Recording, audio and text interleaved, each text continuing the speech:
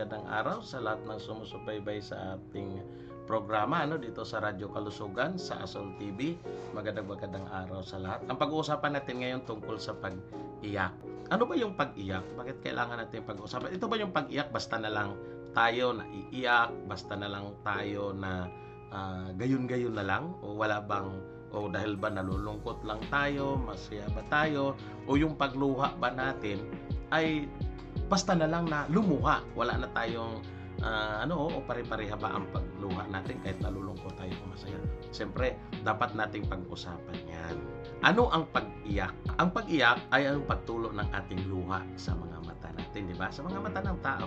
Ayon kay Marisa Moore, nangyayari ito kapag nakaranas tayo ng emotional, physical na sakit, o kapag bumubugso yung ating damdamin dahil sa hindi inasahang mga pangyayari. Siyempre, normal na nangyayari ang pag-iyak sa mga tao. Madalas dahil sa kalungkutan, kasiyahan, at galit o frustration. Talagang nagkakaroon tayo ng pag-iyak, Oo. Pero binabanggit din sa dictionary, ayon sa Merriam-Webster, ang luha ay isang natural na saline fluid o pinaghalong tubig at sodium chloride na likido na inilalabas ng ating lacrimal gland para mapanatiling hydrated ang ating mata. Ayan.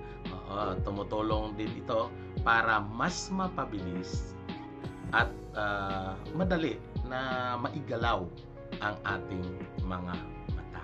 Ano ba ang iba't ibang uri ng pag-iyak? O ano ang iba't ibang uri ng luha? May tatlong uri ang luha. Yan, ito yung basal tears, emotional tears, at reflex tears. Ayan, may tatlo pala, Ayon sa Cleveland Eye Clinic, ang basal tears ay luha na pumuprotekta sa ating mata mula sa mga alikabok, follicles, at iba pang dumi na maaaring pumasok sa ating mga mata. Yung pangalawa, ang emotional tears. Mula sa salita mismo na emotional, ay nangyayari pagkatapos ng isang matinding pagbugso ng emosyon. Ayan, tulad ng kalungkutan o matinding kasiyahan. Yung pangatlo at panghuli, yung reflectors. Ito naman yung ipinoproduce na lacrimal gland na natatagpuan sa itaas na loob ng parte ng ating mata na nagre-release ng mga lacrimal fluid upang makabuo ng isang tear film na naglulubricate, nagpoprotekta at nagbibigay ng nutrition sa ating mata. Ayan, lumalabas ang reflectors kapag tayo ay napupuwing, tuwing hindi inaasahang dumadapo. May mga insekto na dumadapo sa ating mata o minsan mayroong pumapasok na kung ano-anong mga bagay. Kaya kung titingnan natin yung tatlong uri ng luha, maaring yung tinatawag natin ng basal tears o tears yung luha, yung basal niya ay parang umaalalay, sumasalo kung mayroon itong na mga alikabok o anumang chemical na pumapasok o anumang bagay para mapanatili ang linaw ng ating mga mata. Yun namang tinatawag nating emotional tears dahil sa emotion nga natin, pwede parang isa itong dasa nanggagaling ang luha sa damdamin. Yun namang tinatawag nating reflectors dahil sa reflectors nga siya, ito naman yung pumuprotekta doon sa mga foreign o mga bagay na pumapasok sa ating mga mata, sa loob ng ating mata. Siya yung o kaya nasusugatan o biglang may pumapasok na mga bato-bato yan. Kaya parang halos parehas lang, halos parehas lang yung dalawa. Yung dalawa yung binabanggit natin ng basal at reflectors. Yan. Kaya pag-usapan natin, ano ang kaibahan ng basal at ng reflectors. Yan. Kasi bawat ng uri ng luha natin ay mayroong iba't ibang trabaho para mapanatili ang kalusugan ng ating mga mata. Kaya ano ba ang kaibahan ng basal at reflect na luha? Ayan. Ayon sa GW.org, itong website na ito, marami tayong mapupulot, hindi lang ito sa luha, marami tayong makukuha sa jw.org sa ating kalusugan, physical man, spiritual, maaari natin itong gamitin. Pwede nyo i-download yan, at marami siyang lingwahe. Ayon sa kanya, o makita nyo, yung Visal Tears ay nagsisilbing proteksyon at lubricant ng ating mata. Ayan, siya pala yung nagbibigay ng lubricant para mananatili hindi natutuyo yung ating mata. Oo, para magiging malusog o proteksyon. Oo, patuloy itong nangyayari, gustuhin man natin o hindi tuwing tayo ay kumukurap dahil dito.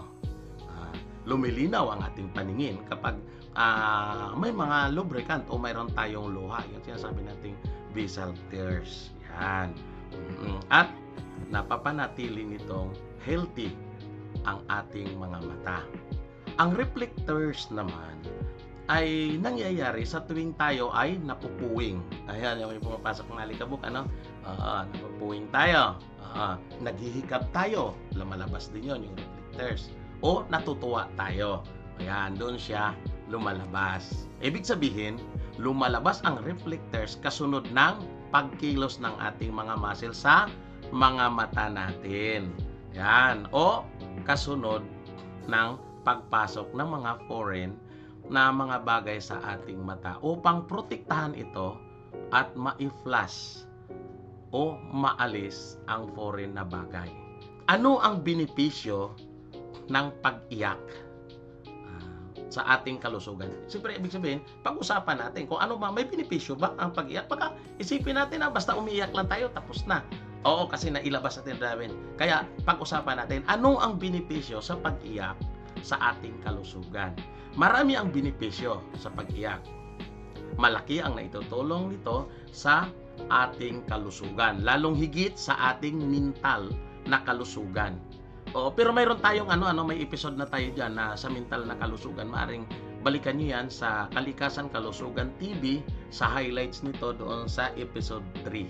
Ayon sa website ng CNIT o yung Charlie November Eco Tango, na nakakatulong ang pag-iyak sa atin dahil pag-usapan natin, marami tayo nakakatulong ang pag-iyak sa atin dahil sa kapag umiiyak tayo, kumakalma unti-unti ang sarili natin. Ngunit, hindi agad-agad nangyayari. Kailangan ng mga ilang minuto na pag-iyak kasabay ng mabagal at malalim na paghinga para bumaba ang ating heart rate. Yan. At ma-relax ang ating katawan. Kapag ginagawa pa natin, kailangan tayo na ilang minuto muna tayo nakakaiyak bago natin ramdaman na unti-unting nawawala. May mga aral na nagsasabi na ang pag-iyak din ay nag-stimulate ng endorphin o yung tinatawag na feel-good hormones na pinoproduce ng ating utak. Ayan. Hindi lang tayo umiiyak kapag nakakaramdam tayo ng emosyonal na sakit. Umiiyak din tayo kapag nasasaktan tayo sa physically. Ito yung ating katawan. Halimbawa, kapag nadapa tayo o nagkaroon tayo ng malalim na sugat, naiiyak tayo.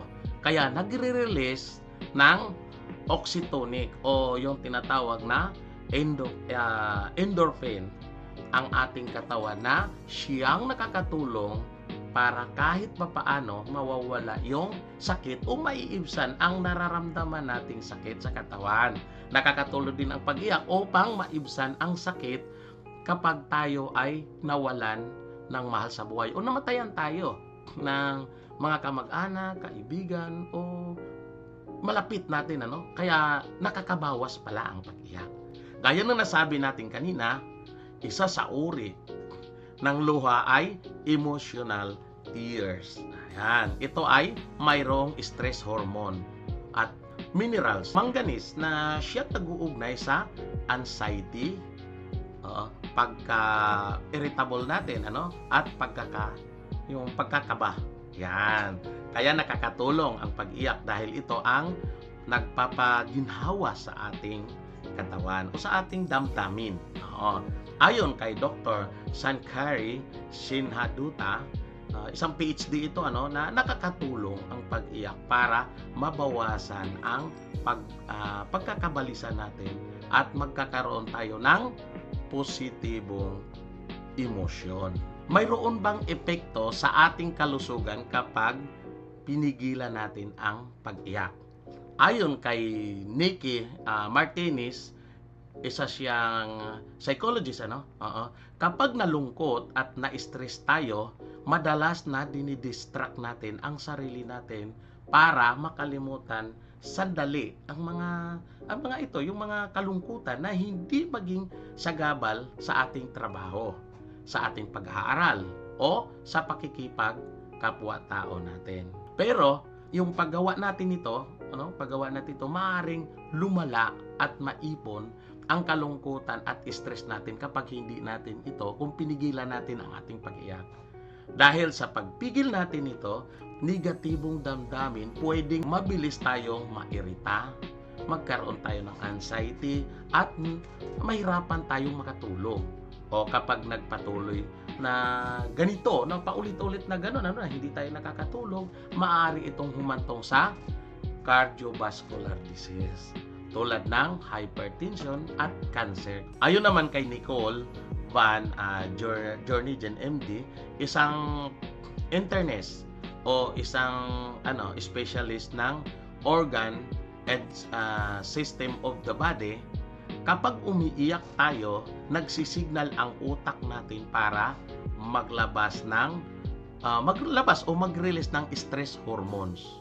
Yan, tulad ng adrenaline at cortisol. Yan yung ilalabas pala kapag tayo ay umiiyak tayo. Ang mga ito ay nagbubos o nagpapalakas ng ating heart rate o blood pressure. Kaya kung mapapansin natin, kapag pinigilan natin ang pag-iyak natin, naninikip yung ating dibdib, yung ating paghinga, nahihirapan tayo. Kaya mas maganda kung ilabas natin ang frustration at lungkot natin sa pamamagitan ng ating pag-iyak. Ano ang panganib ng pagpigil ng pag-iyak?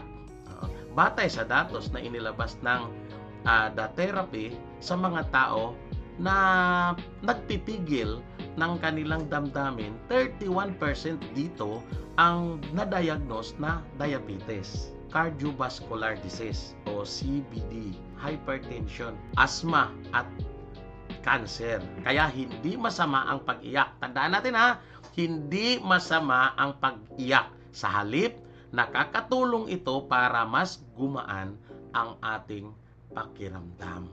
Maaari ba tayong magkaroon ng emotional breakdown? Yan. Oo naman, maaari tayong magkakaroon nun. Pero paano?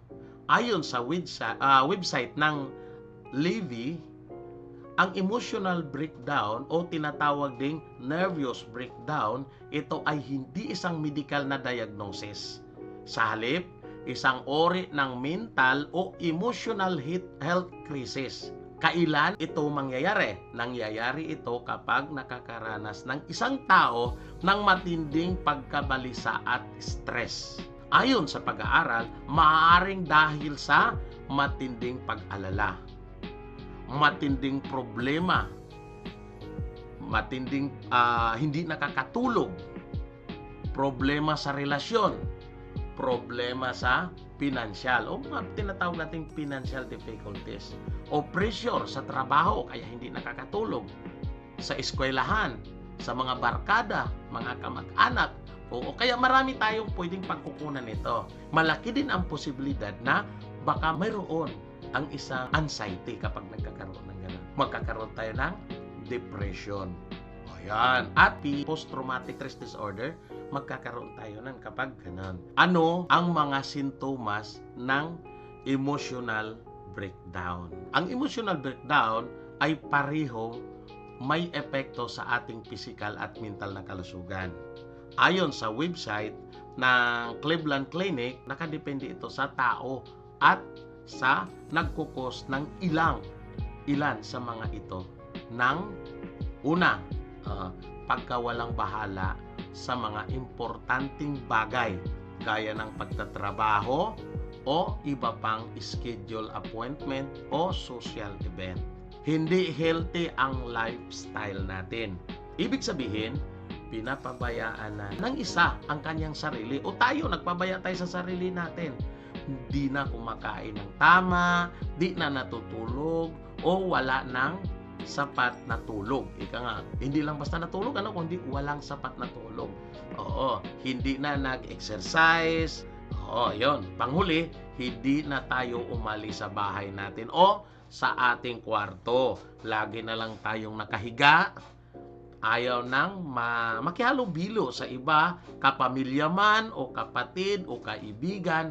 Yun yung mga sintomas. Depresyon o ang pagkadama ng matinding lungkot. Nawawalan na ng pag-asa o labis na pag-alala. Ang mayroon ding ito ay madalas na irita at frustrated. Yan.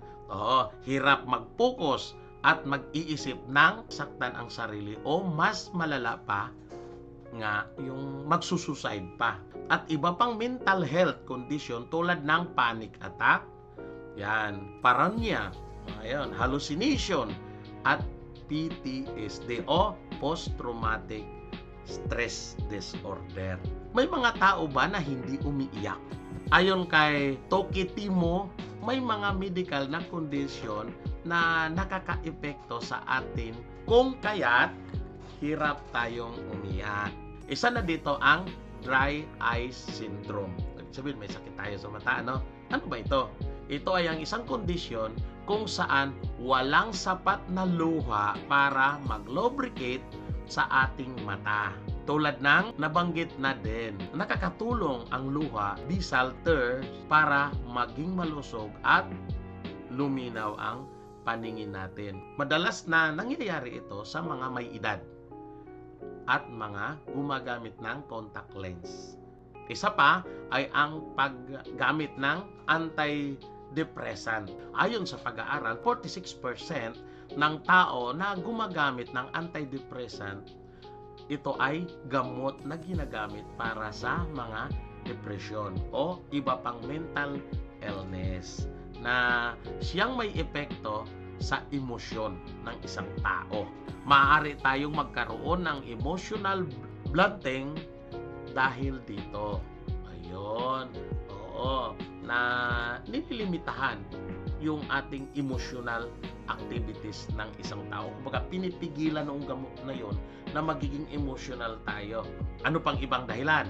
Surgery. Mas madalas na nangyayari ito sa mga nagpa-eye surgery. Isa na dito ay ang laser assisted in situ keratomiliosis. LASIK. Paano ba ito isinasagawa? Gumagamit ang mga eksperto ng cutting laser upang baguhin ang mga hugis ng tissue sa cornea para luminaw ang paningin natin. Ano pang iba? Mental health condition.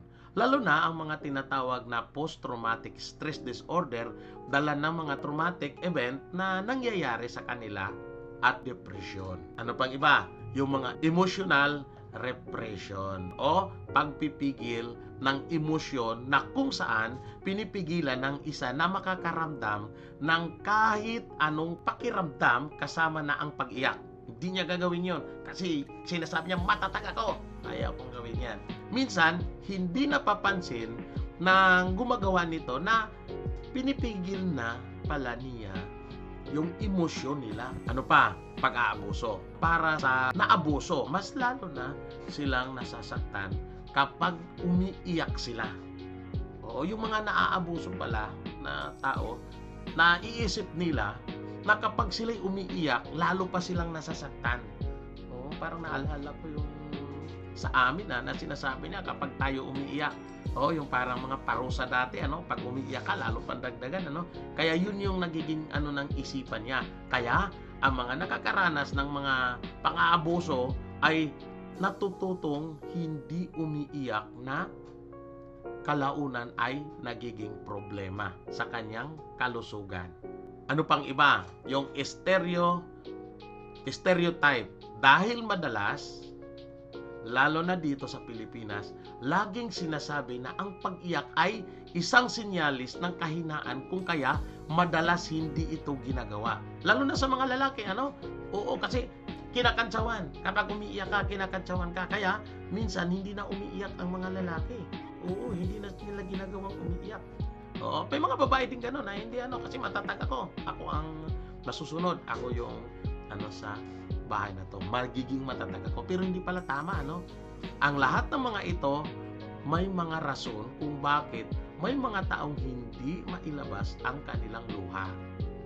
Kapag isa ka sa mga nakakaranas nito, hindi masama na lumapit sa mga psychiatrist o eksperto ng medisina upang matulungan kang mabigyan ng tamang therapy.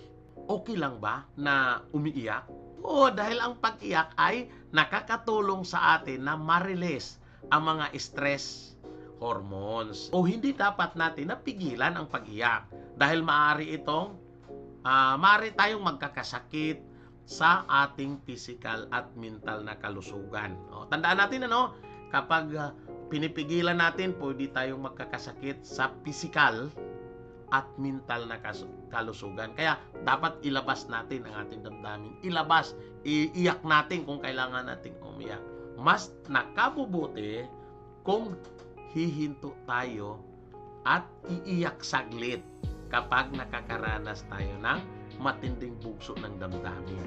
Sa aking pananaw, mas malakas ang kayang umiyak dahil nailabas niya ang kanyang saloobin. Oo. Ibig sabihin, kapag ang tao pala na umiiyak, yun, natandaan natin hindi sukatan ang kahinaan ng tao kapag umiiyak. Doon pala nakikita na kapag ang isang tao umiiyak, mas malakas siya. Mas malakas ang loob niya dahil naipakita niya na ang kanyang damdamin na ilabas niya sa mga tao. Huwag nating husgaan ng iba kung hindi sila lumuluha. Sa isang partikular na sitwasyon na dapat ay umiyak ang isang tao. Tandaan na maaaring may kondisyon sila o di kaya'y dala ng mga trauma at hindi magandang mental na kalusugan.